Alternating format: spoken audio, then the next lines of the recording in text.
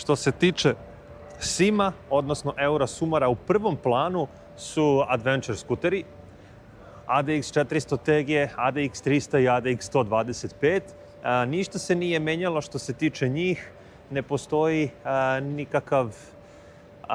nikakav upgrade, što bi vi mladi rekli. Dakle, ne postoji nikakva dodatna oprema, neki drugi dizajn. Sve je ostalo praktično identično od poslednjeg puta kada smo ga imali na testu. Jedan jako ozbiljan adventure skuter.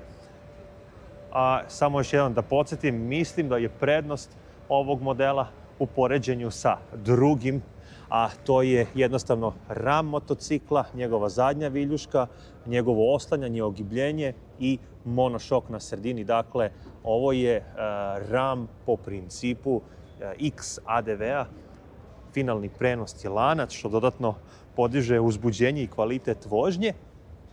I to je za one koji očekuju od skutera mnogo više kada se radi o nekom uzbuđenju i doživljaju vožnje. ADX 300, odlično ogibljenje, jedan pravi mali gradski zvrk, crossover koji je izdržljiv kao čelik.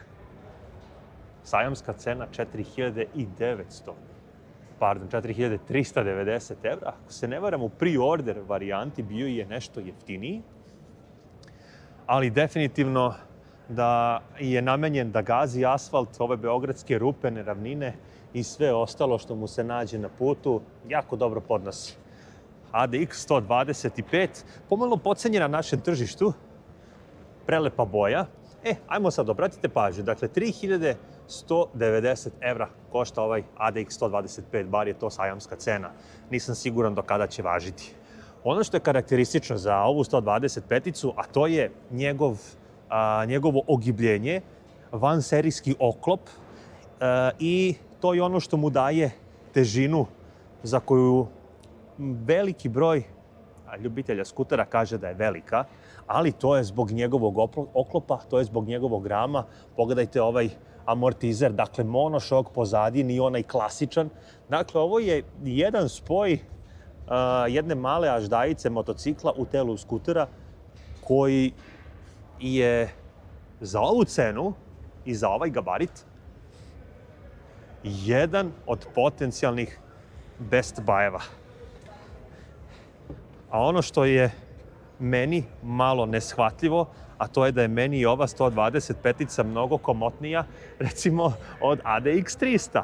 Tako da ovaj mališan, po znacima navoda mališan, može da ugosti i visoke vozače, a da im pritom ne bude neudobno. Odličan mali tank. Sim GTX. Mislim da je suvišno pričati o njemu, što bi rekao Andrija, maxi skuter koji je izašao iz sušilice za veš. Ova bela boja mu prelepo stoji. Da vidimo njegova cena. 2.790 evra sa punim paketom opreme, hoću reći ABS, kontrola trakcije, keyless sistem.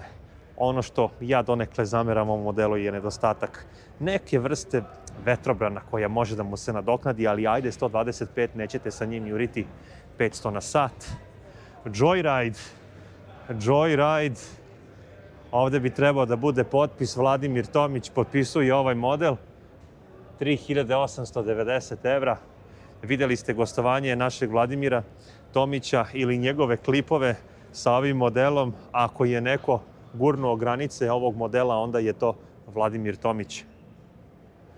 Takođe, crossover koristi identičnu šasiju kao i ADX 300, odnosno njegovu platformu, tako da ko je sedeo na Joyride-u i na ADX 300, siguran sam da se osjećao donekle slično.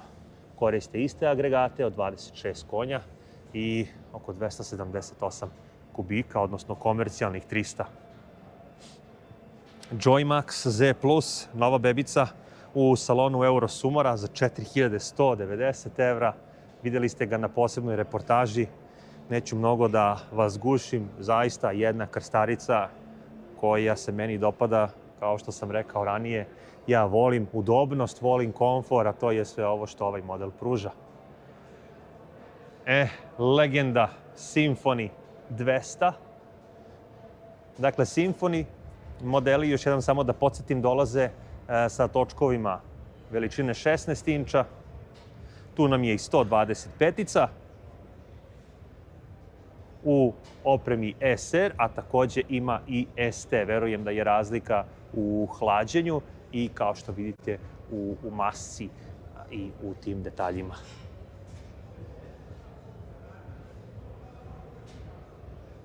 Tako je.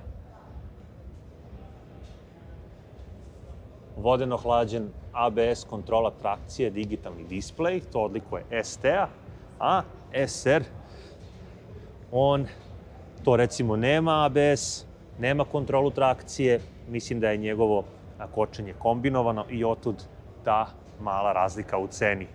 Symphony 50, žuta tabla, nalazi se ovde.